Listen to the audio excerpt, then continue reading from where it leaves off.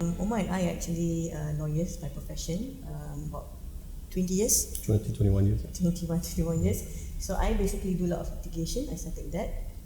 He does. I do a lot of corporate work and a lot of drafting commercial contracts. So along the way, while I was doing a lot of litigation, I dealt with a lot of criminal cases, legal aid. Sometimes I had to deal with the poor people. So I think that's what started me dealing with the marginalised people. And about 10 years ago, we set up our own firm. But before that, we ventured into drop and wash. That was in 2008. So we did about a year or so of R&D, and we realised that there was a gap in the market on environmentally friendly alternative to traditional dry cleaning. You know, the old traditional dry cleaning is toxic. Yeah, and it's very toxic. It's very hazardous for the operator as well as the user. And the environment especially. So I was very, very disturbed about that. So, and then I found this new system which is no toxic, green friendly, very good, biodegradable. And I found out that people in France, people in the US, they already started to ban. By 2020, there will be no more traditional dry cleaning. Ban the old system. Yeah. So why are we Malaysians not doing that? Why are we still doing the old system, which people think by going to the traditional dry cleaning shop, by smelling the perk, the chloroquine that they use, they think it's the correct way, but it's actually not the correct way. It's hazardous to the user, like ourselves, and to the person yourself, and also the word is actually cancer causing. It's also cancer causing. So that's how we embark ourselves into this business, because there was a gap, and of course it's also passion driven by us. You know, we're like first one in KL to do it. You know, it is not our technology. It is a technology from Europe that we brought in, that we are utilizing. So we are licensed to use it under Woolmark and Electrolux professionals. So so we advocated the no toxic cleaning system, basically the wet cleaning, and it was pretty hard on Malaysians and KLites, especially because they're so used to the old system. They think by smelling the perk is good. So to us, is you know, we focus the business on more on environmental impact at that time. Okay, so which slowly people start to accept. And then along the way, I realized that we were having problems with staffings. You know. And that's when we started going to the ground to look for the marginalised people, you know, and we started hiring them. And we realised that our business will focus not only on environmental impact, but also on the community at large, you know. And we wanted to create impact on these people as well, because I started by doing a lot of CSR work of giving the street feeding. And then I realised that... So initially we were handouts, basically. Yeah. So we realised that, hey, these guys are very healthy, you know. So why are they not working? So, but of course, some of them are, they're like former drug users, homeless people, transgender, and urban poor people, and they do not know how to give meaning to their lives, basically. So we started taking them and absorbing them and doing jobs training, you know, and subsidizing some of their housing as well, you know, and then train them into real, sustainable, economically viable people.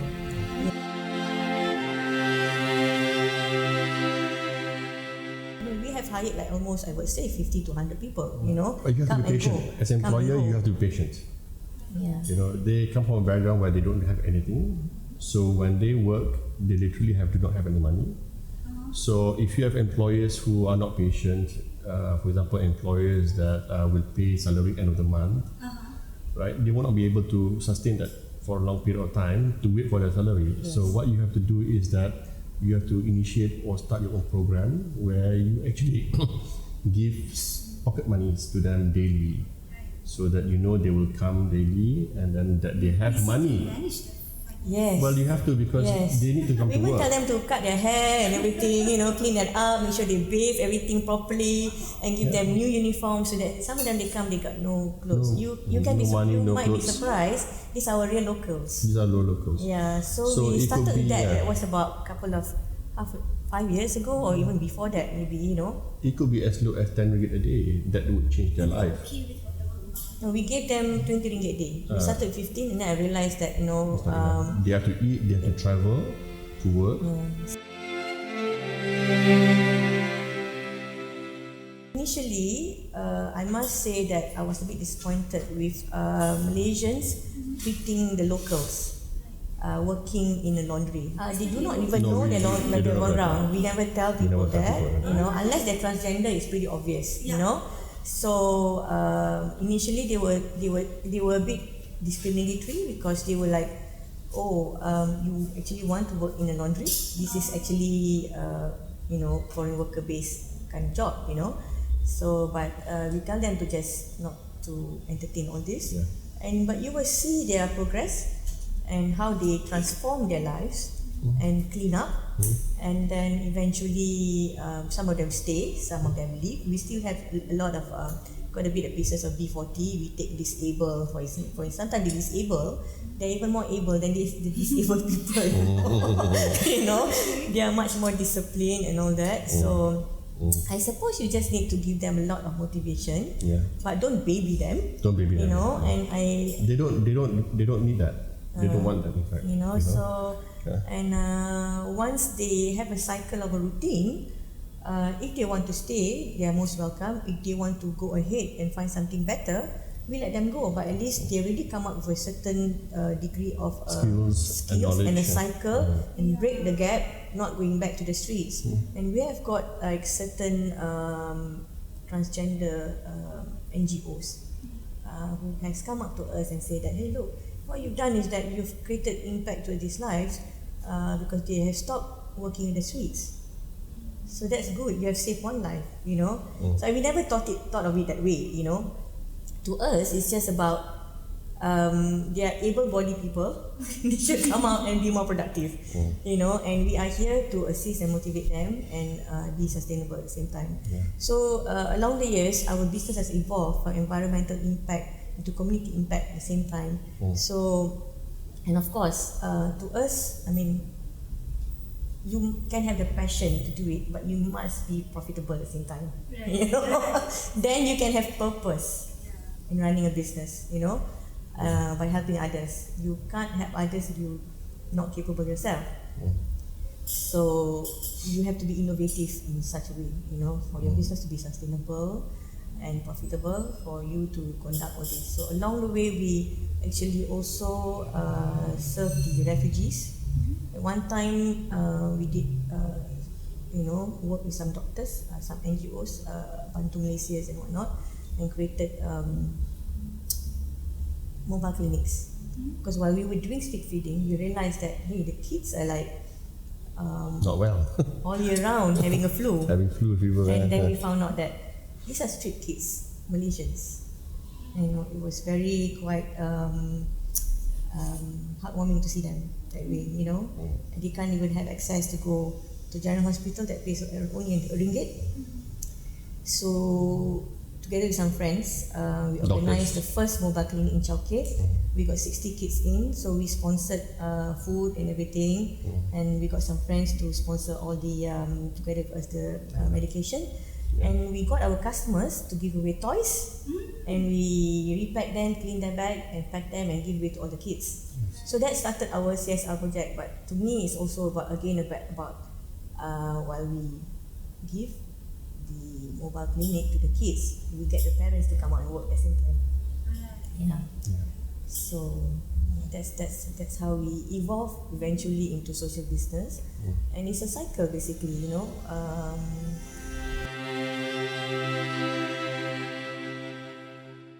They do, but they don't last because a lot of them. We at this stage, we're happy to share whatever we do. There's no big secrets. If you go into our website, we go into our social media, you can find all what we do, and we also conduct tours to our place. And then, No, but in terms of the technology, we have a lot of alliances as well. In terms of internationally, we go for expos internationally, and then we do collaborate. And not only collaborate, we associate ourselves with dry cleaners in Jakarta. We travel a lot to see the same market globally. Our purchasing power is relatively low. As much I would like to have healthy competition, somehow Malaysians do not practice that sometimes. You know, they like to copy, they steal their stuff, things like that, you know. They copy your website, things like that. But I'm very receptive towards competition, so long it's healthy competition. I don't mind seeing my competitors, you know, I'm easy with that. Yeah. You know, but just do it professionally, you know. But there are slowly people are actually going towards that approach, and we also would like to advocate that to other business owners to do business beyond profits, basically, and not to only just do business for the sake of doing business, you know. And I think next year this is our program to get the local small business owner who is in the industry, so that we will share with them what we see internationally in the global market, so that they too can adopt the same thing that we do, you know. And we're willing to share, and we're willing to even train them, maybe for a little fee, for example, you know. But at the same time, I think it's high time that Malaysians who do business must learn to do business responsibly.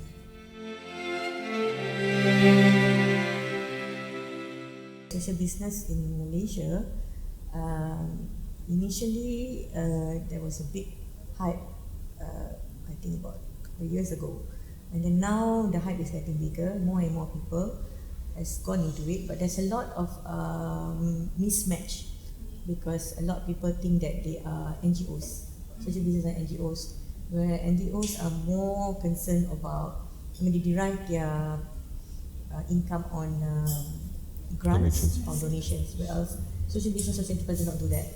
We do not take donations, but we do take sponsors at the same time if there is any. And we are coming up. The new generation are much more prone towards that. I can see that they appreciate, you know. Recently, even my kids were like, "Oh, we shouldn't go to SeaWorld because, you know, they are capturing this whale and whatnot. We should go more beyond that, you know." So the younger generation, they are more aware of that, whereas the older generation sometimes they do not understand. But I don't see myself as old. so yeah, and I think there are bodies like Magic who has done quite a good job on that, and now with the new ministry that has taken the pool of duties on that social business, I think they will push it up, so more and more people will get benefits because of the I think they're having tax benefits sooner or later, yeah. But again, there's no legislation, so they should have a proper legislation. And I think you mentioned about the... I think tax benefits are not purely for the social business itself, it's actually for the corporation that assists contribute, yeah. the contributor, the supporters. So you need to understand all that, you know. Sometimes CSR, you have impact towards, you know, like recently there's a lot of soup kitchen and all that. I'm not saying it's not creating impact, it's very good, very noble what they're doing, but it sometimes doesn't give impact to the person who receives. You may be good, it's good impact, as in like sometimes, you know, now right now they're having zero management, they're having from the supermarkets, from the hotels, they're not giving food away. I mean, that's good, zero management, you know, zero waste management, you know. But to me, you have to create impact on the individual itself, the community itself. Just lesser take on the handouts, you know, more handouts, you know. Yeah. So and these people who go embark into social enterprise must be more innovative and be sustainable. Most important. That's important. Yeah.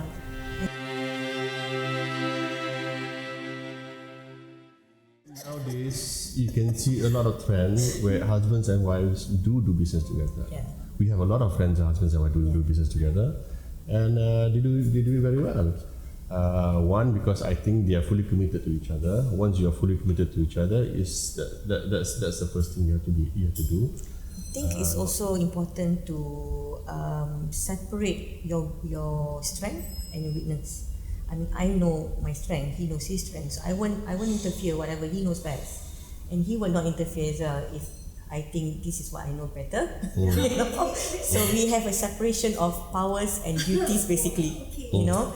So and yeah, but now I think we work really hard for the past 10 years. So we have created a team that is able to run like a clock.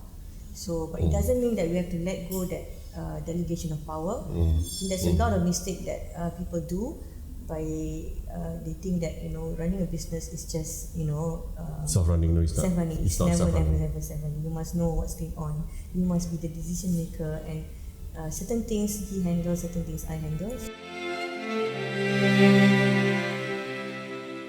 Recently, together with my niece, we were accredited by Magic. We created our very own social enterprise called Go Job, because as much as Drop and Wash can hire and give meaning to these people's life, for the marginalised community especially, we would like others to do it as well. Like I said, as much as Drop and Wash would like to share our knowledge with the local business owners, we've also created another social enterprise to empower the marginalised community, so that other corporate groups can be connected to the marginalised community and hire them as well. So not just put it on ourselves and other people. So we're sharing this business model with other people. That there are other corporations, SME owner, business owner who want to hire but they do not know how to do it. So the next step is possibly, to me, I would like to nurture the younger generation as well. I'm talking to children, the school children. We've gone Well, that's the latest collaboration. So and also with the letting the marginalised community to go into business as well, because some of the urban poor they are quite business minded. So why not we support them as well? So I think and also Drop and Wash too, we're thinking about going into another segment of the business. Currently we are purely garment experts, where we handle purely garments, like for hotels, our hotel clients, we do their executive laundry, their guest laundry, as well as uniform cleaning. And then we have 10 outlets under our own brand, purely doing cleaning of garments as well as carpets and so forth. But there's another section, it's called the linen cleaning. So where you do a lot of bulk linen. So we were thinking of actually expanding to that area. So we're getting support from SME Corp. They have a business accelerator program, so we are talking to them. It's about a year already. So, but slowly but surely, hopefully we will get there. Because there has been a demand, because we are so used to doing the retail B2B and B2C, and that so now the hotels are agreeing to support us on that as well, in a way. So, and now we are going towards we plan further to go into more like energy saving, water, waste management, because Malaysia is still, as much as we talk, we don't do it. So that's my plan. Eventually we would like to have recyclable water. When you have 80% from the rain, and you filter them recycle and and reuse them. 20% fresh water. So because laundry uses a lot of water. So I think the first 2 years was very crucial. Either we make it or we break it. And when you are running your own business, you need to survive. It's the survival of the fittest. So whatever funds available, whether borrowings or grants or whatever, we went for it. And being also in the legal line, we make sure that everything is done legally. So you start right from very beginning.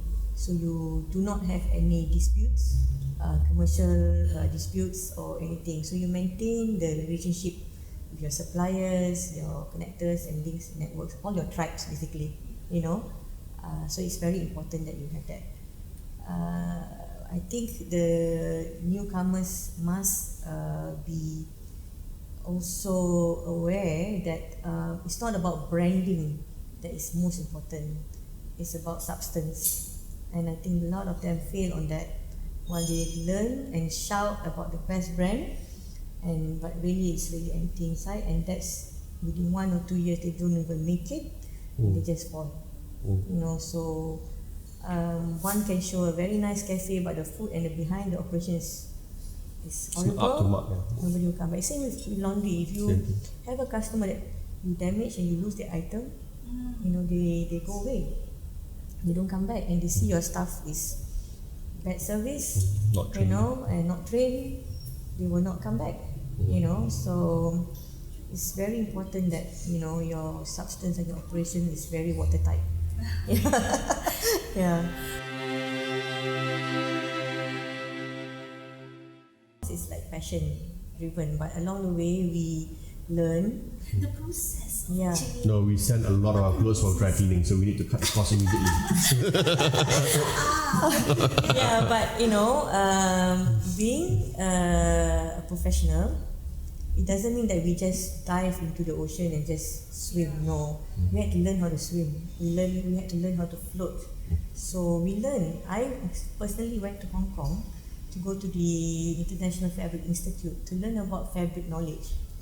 Yeah. Before you No, while doing it. While doing it. And before I even embarked into it, I learned about how bad traditional dry cleaning business is. What are the options I had available? to find out about what the options and the gap that we need to fill. There was a problem. First, the dry cleaning industry was so bad, and secondly, the toxic chemical was not being enforced by our local authorities. The local authorities, I have seen like a lot of these MPs to advocate on that. It's a very sensitive issue because you see a lot of, sometimes we don't have water, right? Water disruption. Why? Because the rivers are so polluted. Why? People are throwing chemicals into the river, and here comes authorities cleaning it up. So why are you doing that that you have to do the prevention first, So, but we can only do so much. At least we're doing ourselves. So we hope other people to do it. So yes, we have learned along the way. It's not that we just do on. Of course, we learn by mistake as well. It's not saying that we're perfect, but we have to learn. And then we went to Thailand, we went to England to learn. When we travel, and we went to all the international expos. And today, I think